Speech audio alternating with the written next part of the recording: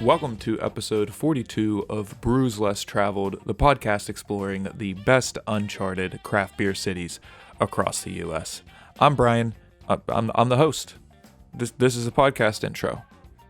I swear I'll get better at this. This week we had a fun episode. My co-host Laura and I drank some, not so common dark styles, an American dark wheat ale and a Scottish export ale. Both of those beers were from our featured brewery, Thunderhead Brewing Company, out of Axtell, Nebraska. We also sat down with Brian Jeffries, brewer at Thunderhead Brewing Company, in addition to having the best first name a person can possibly have. Brian was also a wonderful podcast guest, told some great stories, and we had a really fun conversation with him overall. So enjoy this episode of Brews Less Traveled. Hello, welcome. Left the music playing in the background again. I'll get the hang of this Zoom thing sometime soon here. Hello, everybody, and welcome back to Brews Less Traveled. Great to have Laura back for another episode. How's it going, Laura? It is going good, and I'm really excited about tomorrow, you guys. For those of you watching, I am getting into my Shamrock season with St. Patrick's Day. Got my little hat on. And my green screen isn't allowing me to not put my hands down, otherwise it'll just disappear. So I won't be wearing this the whole evening, but I am really excited about St. Patrick's Day tomorrow as we record this, and just wanted to bring a little fun to the event tonight. I also brought fun. I put on a green shirt, or what I think to be a green shirt, because I'm colorblind, red-green colorblind specifically. Pretty 99% sure this is a green shirt. I'm getting no feedback. It's probably not a green shirt. All right. Like a darker green? Maybe. So, welcome back, everyone. Welcome back to our loyal subscribers. Thanks for joining this stream. Yes, we have a really fun show lined up for you guys.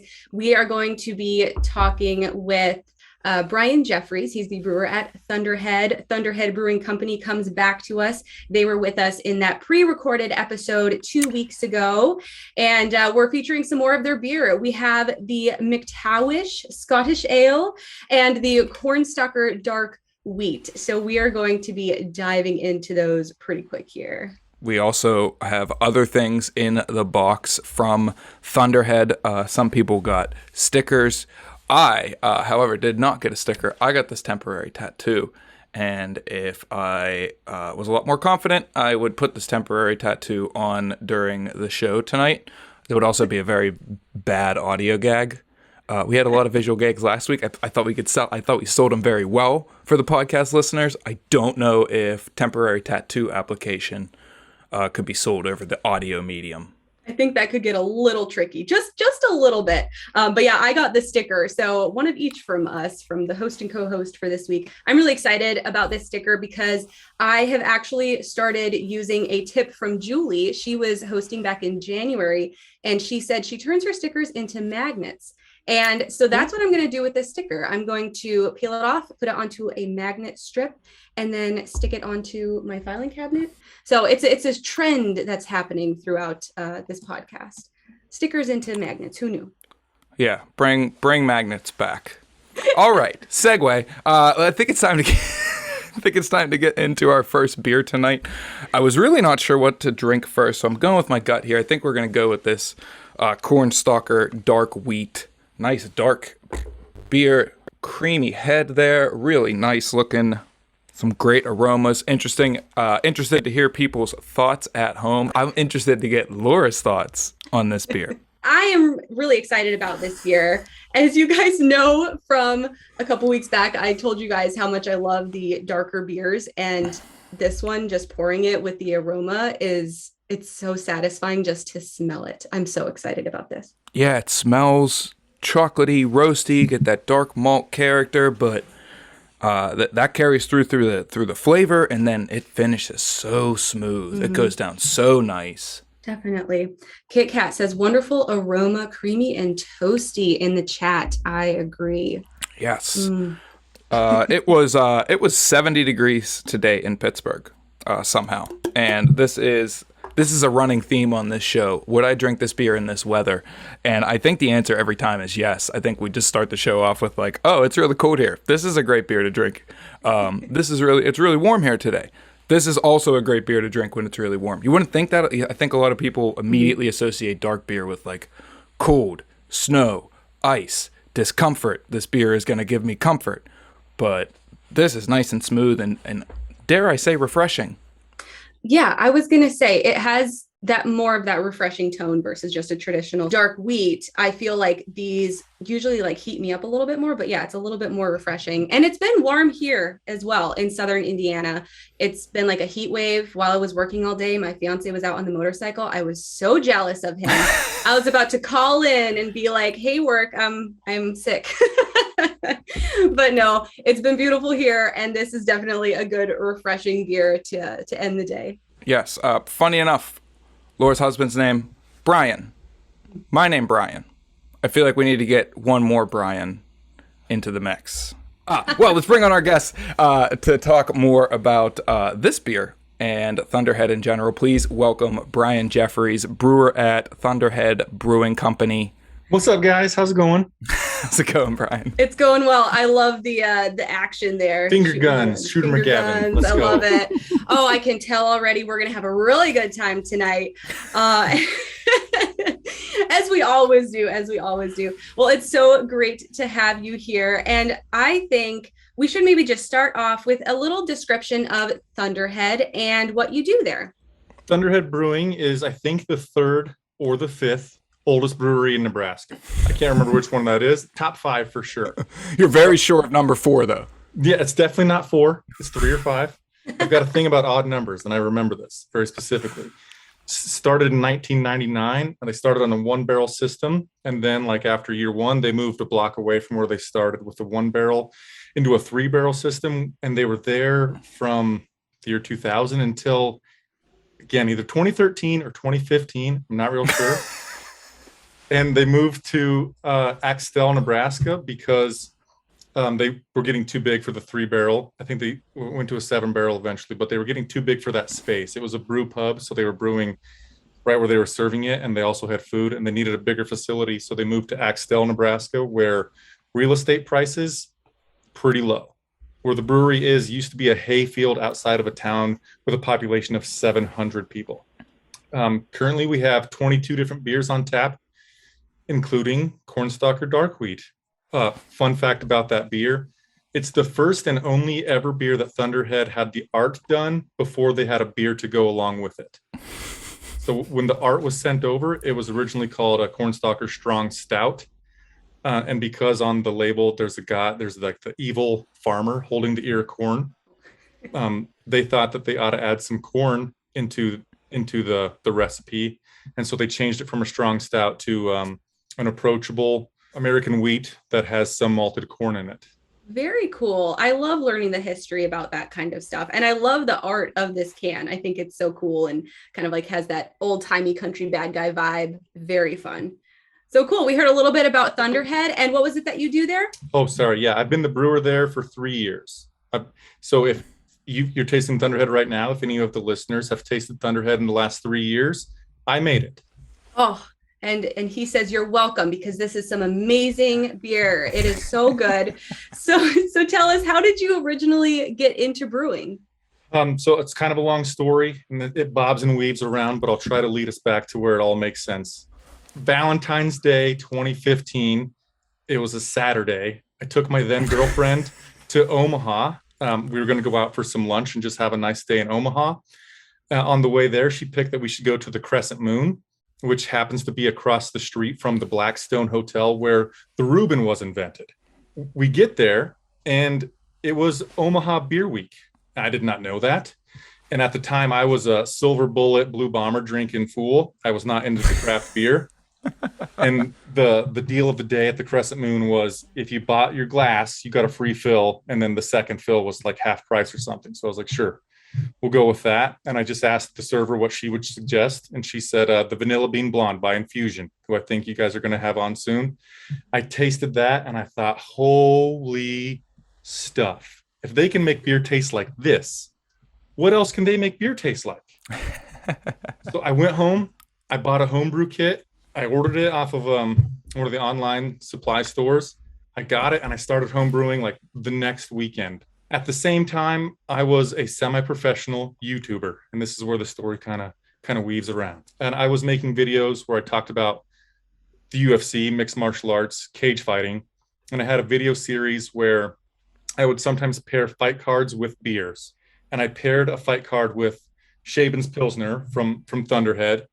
And the owner of Thunderhead saw that video and contacted me and asked me if I'd be willing to make videos for him because we lived in the same town.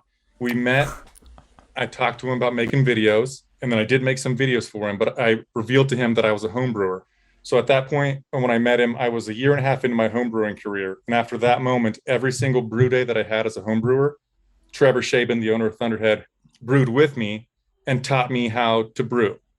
One day, it was like a Tuesday, he called me and he said, "Hey, you need to come over to my house after work."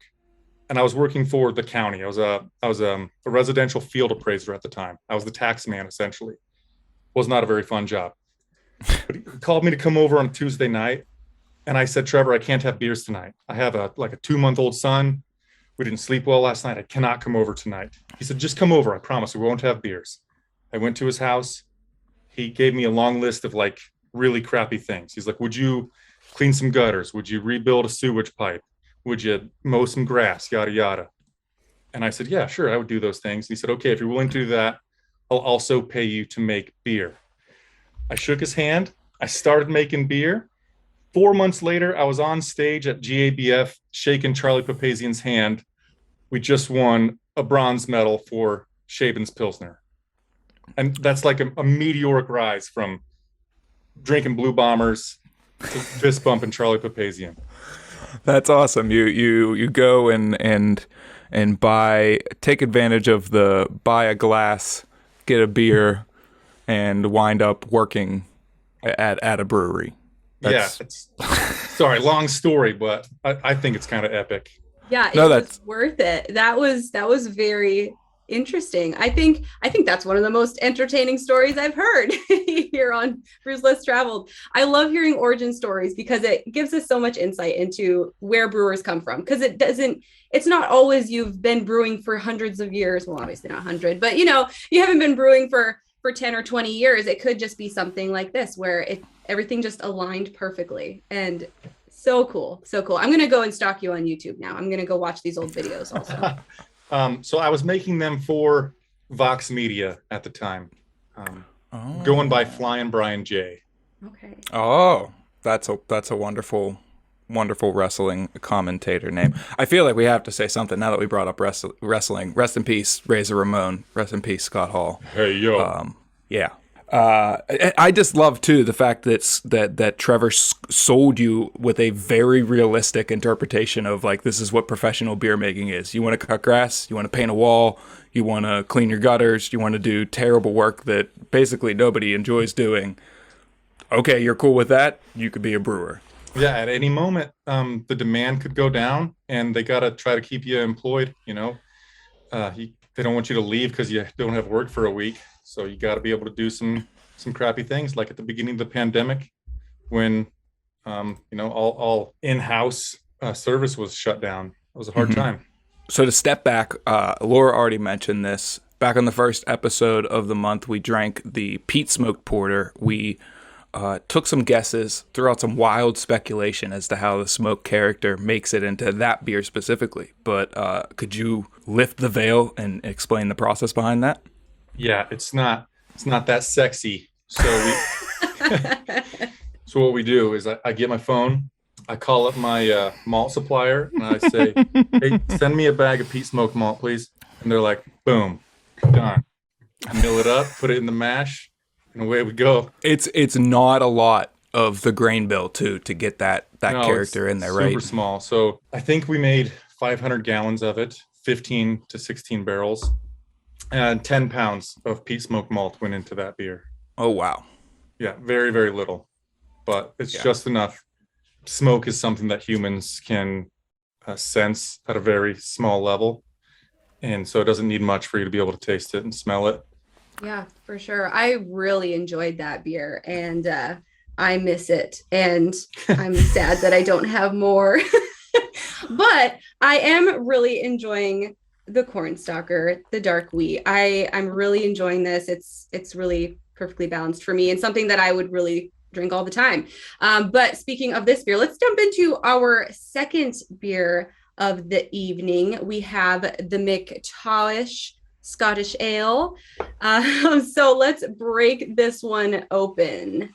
What's really cool about the three beers that you have is they're all kind of tied together in a way. So like malt bill, the caramel and chocolate malt that's in Cornstalker, the amounts of them, they're just inverted for Scottish Ale. And then the same peat smoked malt that went into the peat smoked porter is also in MacTawisch. So what's the malt bill on, I guess, on both the MacTawisch and the Cornstalker? What all different malts are in there? So Scottish doesn't get wheat, but the amounts of caramel and chocolate malt are just inverted. Oh, okay. Cornstalker gets, I don't have the recipe in front of me, but if it gets 2 bags of chocolate malt and 1 bag of caramel malt, then Scottish Ale gets 1 bag of chocolate and 2 caramel. And Cornstalker gets wheat and no peat smoke. Scottish gets peat smoke, no wheat. Ooh. They're all just kind of sister beers. Yeah. I really like this. There's a nice fermentation character, what I would identify as like an estery fermentation character that's very pleasant in this beer. And I don't get a ton of the peat either. It's nice and in the background and complementary. Yeah, this is great Scottish Ale. Not a style I always reach for, but this is a great example of it. Yeah, I haven't had too many Scottish ales, and I'm enjoying this. I mean, I like all the beer that we drink on this show, you guys. There's never a beer that I don't like, but yeah, I can tell how you said they're kind of like sisters to each other. So I can tell you a quick history story about MacTawisch too. I got to go way back though, if you're willing to ride with me on it. Yes, for sure. Let's do it. We're ride or die tonight. So Trevor Schaebin is the owner of Thunderhead Brewing, and he started making mead long time ago when he was in the Air Force, sometime before 1999. And when he was in the Air Force, he was a part of the Society of Creative Anachronism, which is like a Renaissance fair, but you hit each other with sticks really hard and you wear really expensive knight armor. Like, so military Renaissance fair. It's tough to explain. It's like you ever seen role models? Yes. Okay, so on that they hit each other with foam sticks. What Trevor does is they hit each other with actual sticks, and they're wearing like stainless steel helmets, and it actually hurts. But they're not enough to like injure you really bad. It's like extreme LARPing. Yes. So while he was in that, he started making mead. That's what got him into brewing. So he went from mead and then into making beer. But he met this guy whose last name was MacTawisch when he was in the Society of Creative Anachronism. And that guy passed away from cancer. He was a Scottish fella named MacTawisch. And so Trevor made the beer and named it after him in his honor. That's awesome. So I probably got the story wrong, but that's my best try. No, that's inspiring. Yeah, I love when people pay tribute to somebody that they knew or admired through their art. So that is a very cool story. Thanks for sharing that. No problem. I have a question here. The description of McTawisch on Thunderhead's website says malty and sweet with just a hint of peat. Nice rhyme. This beer gets its balance from quassia wood, a traditional Scottish ale spice. Do you want to elaborate on what quassia wood is and also possibly correct me on my pronunciation? So it's quasnia, and it hasn't been in there. It's not in the batch that you're drinking. I'm going to be honest with you. I got an old description. That's on me. No, that's okay. I am in control of the descriptions that are on Untapped and the website, so I could maybe change that. But so quasnia wood is extremely bitter. It's something that they used historically in Scottish beers before hops were the primary spice that went into beers. And during, I want to say, 2008 hop crisis, where there was a hop shortage and breweries that were like the size of Thunderhead were having trouble getting their bittering hops. You could use things like quasnia wood to get the bitterness when you didn't have the alpha acids from hops. Very interesting. It's difficult to find on the internet, so I haven't used it lately.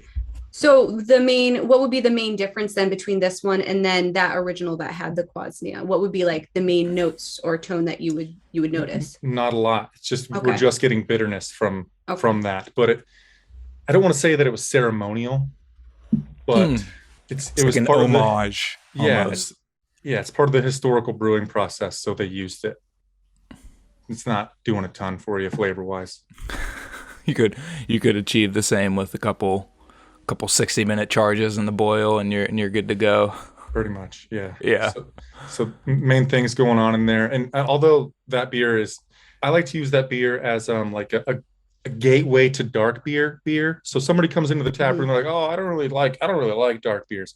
Well, check this one out. Slide them a taster because it's got dark in color, but it drinks sort of like a lighter beer. Like I said, a lot of the malt flavors coming from caramel malt, and then the chocolate's in there for color.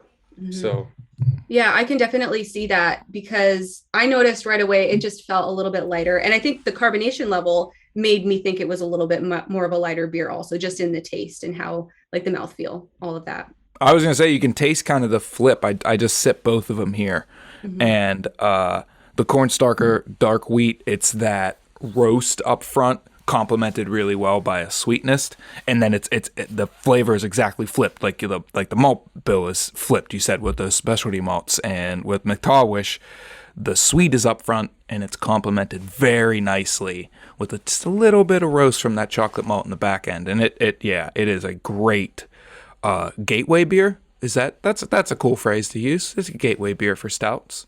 yeah, gateway dark beers? beer. Yeah. Taking somebody from the blonde ales and the amber ales that they've been digging. Let's get them moved into, it's between amber and stout. It's a bridge. Come to the dark side. Yeah. It's beautiful over here.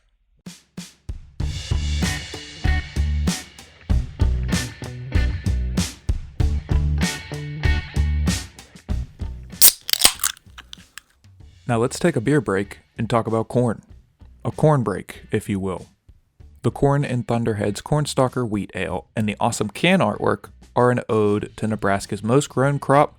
Yeah, you guessed it, corn. Nebraska is the nation's third largest corn producer, growing mostly corn that is turned into ethanol or used for livestock feed. This corn is typically processed or utilized in the state of Nebraska, which increases the local impact of that crop. In 2020, corn accounted for nearly $6 billion of Nebraska's economy. Now let's get back to the show. I saw that you recently completed a science and engineering program through the American Brewers Guild. So you came into this as a home brewer, you upped your skills, you put a couple years under your belt professionally brewing, and took the next step and went into this, a really, really official, legit program. What was that program like for you? So I took that like a year and a half into working for Thunderhead, and my boss also took that program, the same exact program, back in 1999. So I feel like day in and day out, he was teaching me the program in his own sort of way. So to me, the program was a way to get common terminology and to get like a little deeper than what we had ever got on a day-to-day basis when I was learning from my boss. But it wasn't that difficult for me because I was living. Everybody else that was in the class with me like had never worked in a brewery before. Really? Yeah. Or they were a server at a brewery, or they had a role at a brewery that was not brewing. And I had been turning the knobs and pulling the switches on brew days for over a year and a half. So it was a nice like refresher to build me up. And it's awesome to have that certificate. I said that it was like I graduated from Hogwarts. So brewing isn't magic, it's a science, but it's still pretty spectacular. Yeah, I think a lot of times people think it's more art than science, and in actuality, I think a lot of people realize, especially home brewers, realize that it's not 90% science, 10% art. Like you really gotta get that science stuff down so that you can experiment with the art. It's like 90% janitorial, 5% science. I love that. And we actually had someone in the chat as well. We had Roger say, I did AVG also a couple years ago. Great science to give you the understanding of the whys and hows of brewing. Very cool that one of our listeners has also gone through. Oh, I've got another long story about the Brewers Guild. While I was, no, please. While I was taking the class, they gave me DVDs to look. So I did it online. and they gave me DVDs to watch and then to learn the material, aside from just reading the books. But I turned the DVDs into podcasts so I could listen to them while I was working. And at that time, we were trying to make Headlight, which is a 30% corn-based beer. And the first time, so 30% of the malt is corn. And the first time that we made it, it came out smelling very sulfury, extremely sulfury. And I was like, I wonder why that was. And I was listening to my class, and they talked about free amino nitrogen, the yeast lacking nutrients. Yeah. And I was like, oh my goodness, I just accidentally listened to how to fix this beer. And I took it to my boss, and he's like, show me the proof. And I opened up the textbook and like, right there it is. I solved the problem. I got rid of the sulfur. That is so cool. What are the odds of that? I don't know, but just based on the rest of, my brewing history, it's pretty good. The odds were pretty good. I was going to find it. So you talked about that program, and almost it's giving you this this toolbox to go to when like, oh, this goes wrong. I can kind of have this idea of where to look or where right. to solve the problem. But is there anything you learned from that program that you use like on a day-to-day basis or use more than you initially expected when you learned it? How to read a malt spec sheet and how to interpret that into the recipe sheet is something that I use every time I order malt, so that I can make sure that I'm hitting my right efficiency, getting the right protein. So that's something interesting I don't think a lot of our listeners would be aware of. Malt spec sheets are what you get from your maltster or malt broker, and details what could you explain like what it details specifically? I don't have one in front of me, but it tells you like what's the diastatic power of the yeast, how many enzymes, or not of the yeast, of the malt, how many enzymes are in the malt, what's the protein content, so what kind of yeast nutrient you're going to be able to pull out of it, how hazy it's going to be, what's the potential extract. Even home brewers, you just set your brew house efficiency at 75%. So when you're figuring out a recipe sheet, you got your brew house efficiency at 75%, and then you also have to put the potential extract out of each malt that you're using. It's usually around 75% too, but that's really useful stuff so that you can hit your original gravity without having to adjust later on. You put it in your recipe sheet at the start of the day whenever you get the malt in, and you're set up for a nice clean brew day. And it can vary from batch to batch of maltings. So that's super powerful information to have. Well, let's shift gears a little bit and talk about Thunderpunch. So Thunderhead was way ahead of the seltzer craze. So could you tell us the backstory there? It's going to be a long one. Yeah. So in like the year 2000, Thunderhead started making basically citrus grape soda and then mixing it with whiskey at the tap room, and called it Thunderpunch. And over the next 20 years, it grew a following amongst the college kids that are in Kearney. And but because it was a mixed drink, people could not take it to go. For 20 years, nobody could drink it anywhere other than our own tap rooms. And then at the beginning of the pandemic, because we weren't allowed to have people in-house drinking or sitting down enjoying themselves, the governor, Pete Ricketts, said that we could sell mixed drinks to go, which meant that we could then mix that citrus grape soda with whiskey and put it in a growler and sell it to somebody to take home. And the day that Pete said that, we went from the previous day, it would take us a month to sell 200 gallons of this stuff. The day Pete said that we could sell it to go, we sold 200 gallons in like an hour. And we ran out of glass. And there was people coming. We had some people come from Lincoln, which is about 2 hours away, with pickle jars, 1 gallon pickle jars, and filled them up with Thunderpunch to take them to go. Because also part of the thing that Pete Ricketts said, as long as we put our sticker on it, whatever vessel they had, we could sell that to go. So, and then we got a pallet of growlers in as soon as we could, and after that, we were making 200 gallon batches that last this month. I started making 1,000 gallons a week and was having trouble keeping up with mixing it, carbonating it. And then still at the tap room, they were putting soda and whiskey in growlers. And Trevor, my boss thought that at any point the governor could take the mixed drink thing to go away from us.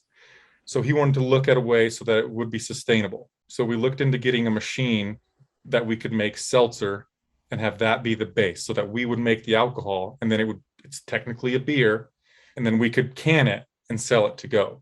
There was a machine, it's the same exact machine that Truly uses to make their seltzer, that we borrowed from the people that made the machine. They gave us like a week to use it to see if we wanted to buy it. Here's a loaner. Yeah. And we ran that thing 24/7 for the week that they let us borrow it. And we sold all of that Thunderpunch that we made with that thing as fast as we could make it. We bought the machine, and now so it starts out as a 9.25% beer. I showed a picture of hops on the way to the fermenter, because legally to be a beer, it has to have some hops in it. I might throw a dusting of hops in the kettle, but really there's a sight glass on the way to the fermenter. I'm holding the picture of hops. So it's, and then we filter it out so that it turns from beer, like the same color as this, into looks like water, and it's still 9.25%. And then I make the same citrus grape soda, and we cut it down to 5.6%. And before we started selling that to go, honey wheat, Golden Frau honey wheat was our number one seller since 1999. Basically, the day we started putting Thunderpunch in cans, Golden Frau took second place. Got pushed back one. Got Thunder punched out of first place. Yeah. Oh, and at the beginning of the pandemic, I was worried about my hours. I said that, cutting grass and stuff, I was worried about getting enough hours. And because the governor said that we could sell that stuff to go, I went from being worried about making money to like getting overtime every week, just mixing grape soda as fast as I possibly could. That's awesome.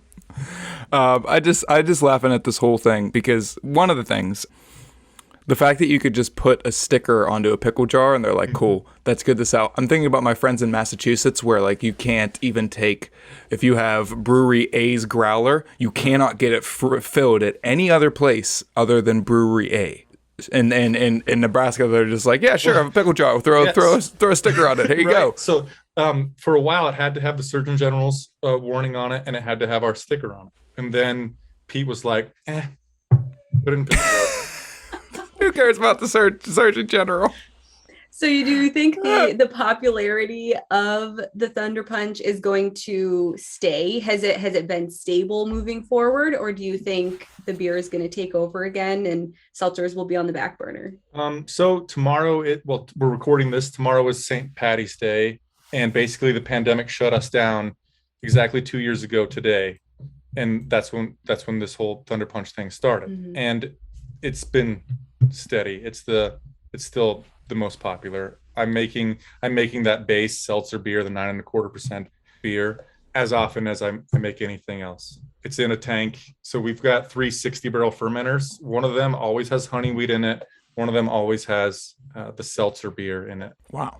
It's just crazy to watch how different breweries have adapted in different states with different legislation and regulations, and just finding a way to make it. It's just nuts to see how breweries have managed to adapt. And locally here, thankfully, we didn't see many closures as a result of COVID. And I think that it's definitely a testament both to the beer scenes in each local city, but also to the people behind the beers and the seltzers in this case, finding ways to adapt and, meeting their customers where they are. Yeah, I think Thunderhead's success through that with Thunderpunch was being that was an established brand for 20 years that just people couldn't take to go. And regardless if you like the rest of his politics, the thing that our governor did for us was humongous. Yeah, giving you the chance to operate and keep people's lights on and keep their bills paid during a really, really difficult time is good. Cool. So I have a question that we ask to pretty much every one of our guests. What is something that you wish Omaha was more well known for? For me, visiting it. So the brewery, our brewery is in Axtell. I live in Kearney, which is 2.5 hours away from Omaha, and I hardly ever get to go, especially since I've become the beer guy. My son, I have two sons. One of them was born 2 months before I became a professional brewer, and the other one was born like exactly 2 years later. I don't get a lot of time away from my family. So I just wish that I got to visit Omaha more often, go to the beer scene. I've been to Omaha Beer Week a few times, and I think that it's incredible. I have a friggin' blast over there. So I don't know if I'd change anything about it other than I just want to go there more. What is something you wished Nebraska was more well known for? This is not beer related, but it's on my mind. I wish that we could win some football games. If we could just have a winning season sometime, that'd be really cool. I think that the economy in Nebraska is better when the Cornhuskers are winning football games. So hey, Scott, let's get that happening, buddy. Yes, I will attest to that. To go way, let me tell a long story. Brian has been.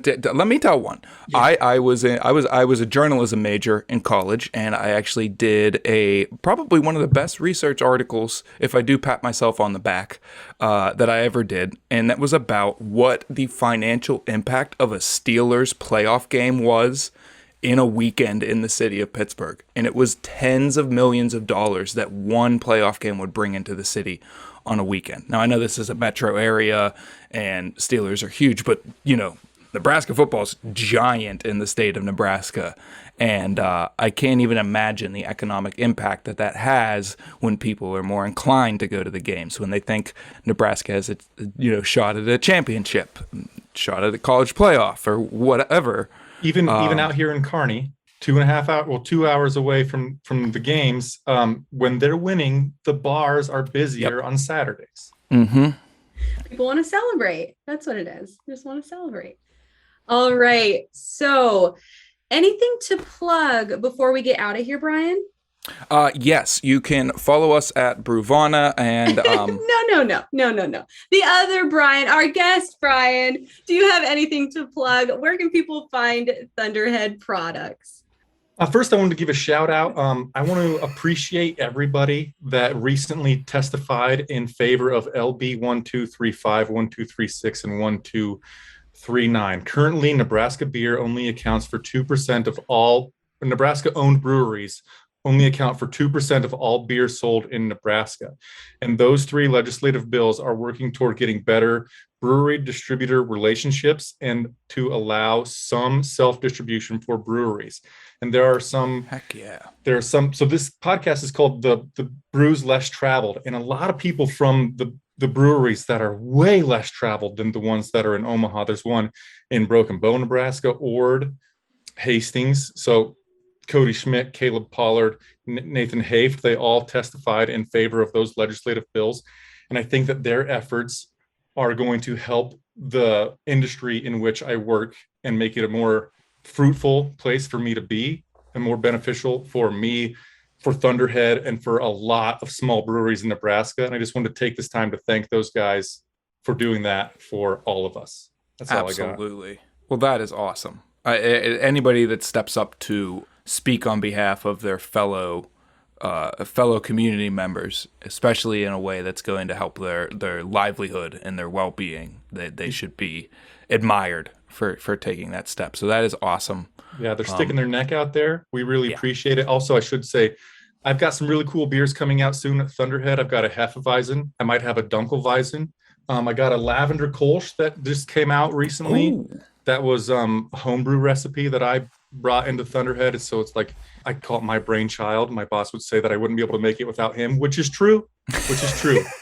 But it's phenomenal either way. Our beers are only found within the walls of Nebraska at most Hy-Vees, at most liquor stores. If we're not at the liquor store that you frequent, please ask for us to be there. And I appreciate you guys for having me on the show. Oh, and plug the tap rooms. There's a tap room in Kearney. There's a tap room in downtown. I don't know if it's technically the old market area. I call it the old market since I'm not it's from close it. enough. We've got tap rooms downtown Kearney. We've got one in Axtell, which is basically like drinking beer in a garage, but somebody else serves you the beer. It's fantastic. Old Market Omaha, West Center Road Omaha, and West Point. So we've got 5 in total. Check them out. And I've seen a lot of reviews on Untappd through Brewvana on the beers that you guys mentioned today. I appreciate everybody's positive reviews. That's awesome. I like reading Untappd, even though sometimes somebody will say that like a dark beer doesn't taste like Budweiser. And I'm like, well, gosh, shoot. Sorry, bud. Yeah.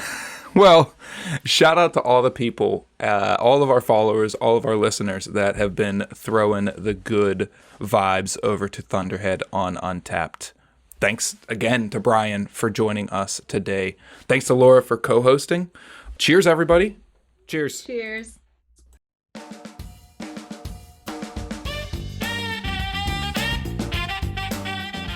Well, that was another great conversation, another great episode. If I do say so myself, I started the intro by throwing out some definitely unbiased opinions, and I'm just sharing more unbiased opinions. This is the greatest podcast that has ever been recorded. Hey, this is the outro. Thanks again to Laura for co-hosting. Thanks to Brian Jeffries of Thunderhead for joining us, and thanks to Thunderhead for supplying us with great beers. You can find more from Thunderhead at thunderheadbrewing.com. You can follow us on Instagram, Facebook, YouTube, Untappd, at Brewvana. Hey, did you hear us talking about the Cornstalker Dark Wheat or McTawisch Scottish Ale and think, dang, I'd like to try those beers. I'd like to try beers like that from a small local brewery. Well, if so, you should head to brewvana.com and join the Brews Less Traveled Beer Club and get beers from great local breweries across the country shipped directly to you. We'll be back next week with another episode. But until then, stay safe, be kind, and support your local breweries.